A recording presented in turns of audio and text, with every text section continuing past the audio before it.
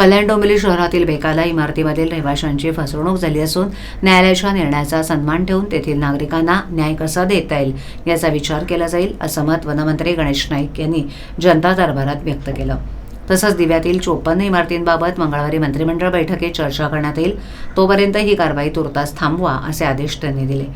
ठाण्यातील खारकरळी भागातील रघुवंश हॉलमध्ये सोमवारी वनमंत्री गणेश नाईक यांनी जनता दरबार घेतला. यावेळेला शिवसेना पक्षाचे पदाधिकारी दीपेश म्हात्रे यांच्यासह नागरिकांनी नाईक यांना निवेदन देऊन कल्याण डोंबिवली शहरातील बेकायदा इमारतीमधील रहिवाशांना न्याय देण्याची मागणी केली. त्यावर नाईक यांनी म्हात्रे आणि नागरिकांसोबत चर्चा करून त्यांच्याशी संवाद साधला. कल्याण डोंबिवली शहरात अनेकांनी इमारतीत घरं घेतली आहेत. घर खरेदीसाठी बँकांनी कर्ज दिलं. आता या इमारती बेकायदा असल्याचं निष्पन्न झालं असून येथील नागरिकांची फसवणूक झाली. त्यात त्यांची काहीच चूक नाही. येथील नागरिकांनी त्यांचं म्हणणं ऐकून घेण्यासाठी आणि कागदपत्र जमा करण्यासाठी वेळ मागितलाय. तसंच माजी मंत्री रवींद्र चव्हाण यांनीही मला फोन करून सांगितलं की त्यांच्या भागातही अशा 7 ते 8 इमारती आहेत. तसंच कल्याण ग्रामीणमध्येही अशा अनेक इमारती आहेत, असं नाईक म्हणाले.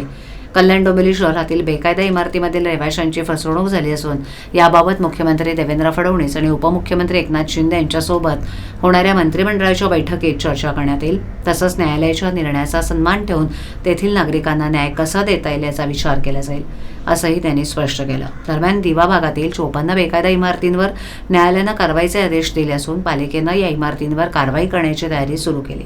येथील नागरिकांच्या शिष्टमंडळानं नाईक यांची भेट घेऊन कारवाई थांबवण्याची मागणी केली. त्यावर दिव्यातील 54 इमारतींबाबत मंगळवारी मंत्रिमंडळ बैठकीत चर्चा करण्यात येईल, तोपर्यंत ही कारवाई तुर्तास थांबवा असे आदेश ठाणे महापालिका अधिकाऱ्यांना यावेळेला दिलेत.